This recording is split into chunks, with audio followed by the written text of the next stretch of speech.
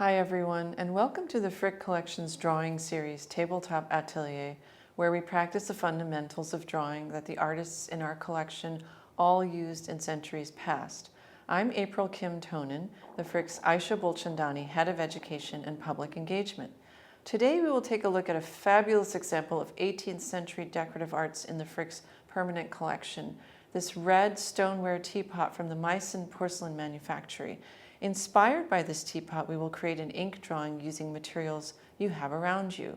This teapot, known as Böttger's teapot, is named after the German alchemist Johann Friedrich Böttger. During the European porcelain craze in the 1700s, he gained fame for his experimentations, first by making red stoneware and then by achieving hard-paste porcelain, which was his ultimate goal. His discoveries led to the establishment of the Meissen Porcelain Manufactory, the oldest porcelain factory in Europe, located near Dresden and still operational today. Porcelain originated in China in its earliest form, arguably during the Shang Dynasty more than 3,000 years ago. Fast forward to the 1600s, when porcelain became a highly popular luxury import among the European aristocracy, who referred to it as white gold. Böttger's teapot was made around 1710 to 13 and is quite dainty in size. At that time in Europe, tea, coffee, and hot chocolate were costly beverages which aristocrats drank in small quantities. If you'd like to learn more about Böttger and the history of European porcelain, check out frick.org/art. So let's move on to drawing. In this series, the focus is on drawing from observation. Today we'll use objects readily available in your space: a teapot, whistling kettle, or electric kettle, whatever you have. So you'll need a sheet of paper and a skewer or chopstick for measuring. Since we will draw with ink today, you may want to use paper that's a little thicker so that it doesn't tear and so that the ink doesn't bleed through. And also grab a pen. I'm using a Coeco fountain pen. I have two types here. You can use a range of colors, and feel free to post in the comments the materials you've selected for your drawing. So start with a quick gesture drawing in pencil using faint lines, or feel free to work directly with ink.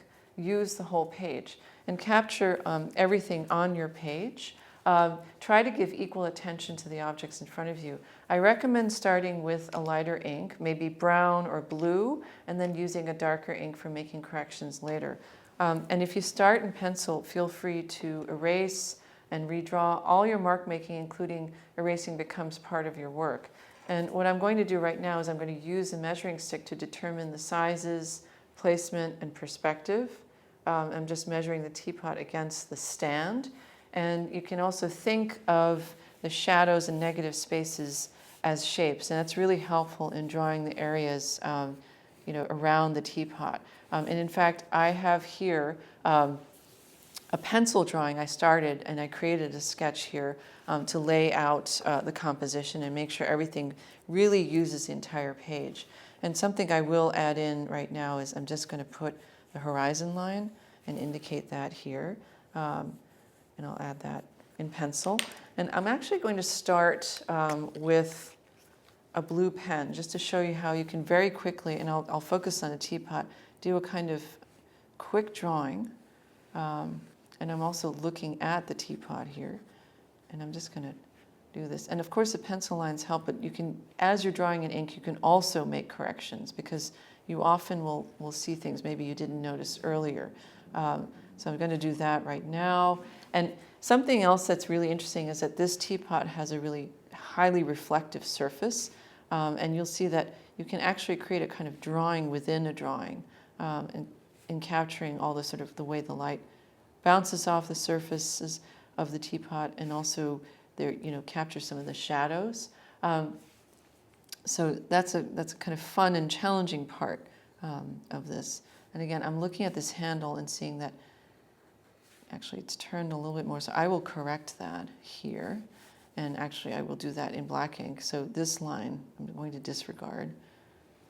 And that's also part of drawing with ink is making these corrections as you're working.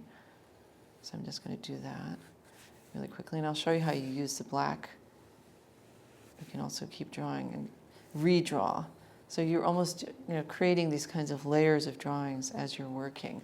And notice that as I'm drawing, I'm keeping the lines really smooth. You want to avoid making what I refer to as sort of chicken scratches, sort of hatched lines. And I'm just going to add here, I'm looking at the part of the base set, and here I probably will correct that too with the black ink. So I'm going to actually go in with the black ink, a darker ink, and show you what I mean. And feel free to post what you're working on in the comments. I have this sort of brownish ink here, and I'm just going to draw over this. And I'm seeing that Teapot, compared to the pencil drawing I did a few minutes earlier to set this up, is actually a little bit different. So I'm going to use this pen to correct the drawing. And if I have more time, then you can really develop this. But you're seeing sort of the beginning, the sort of early sort of structure of the drawing. And you can also create textures. I'm going to show you really quickly what I mean. So here I can see the reflection of the room, and you can almost sort of render that really quickly here. And you can start to add that in. And I'm going to do this very quickly to show you.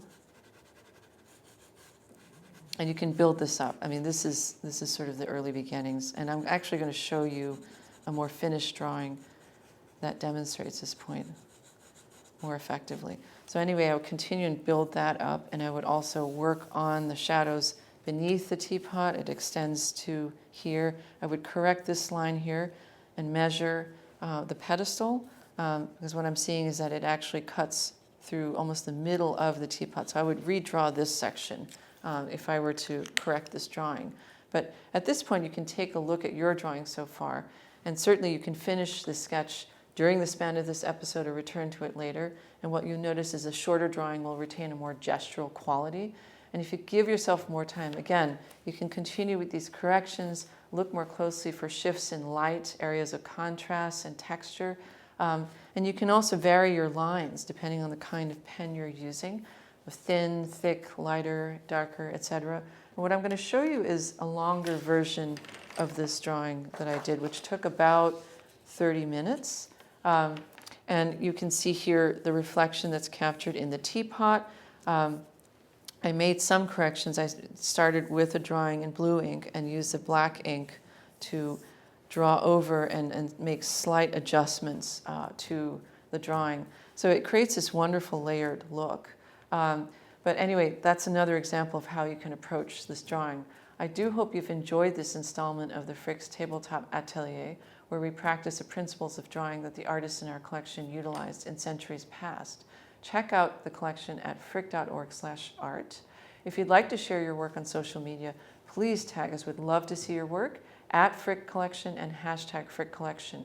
We also have many more online programs and digital content, which you can access at frick.org/explore.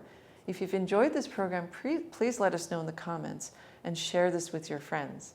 See you next time. Thank you.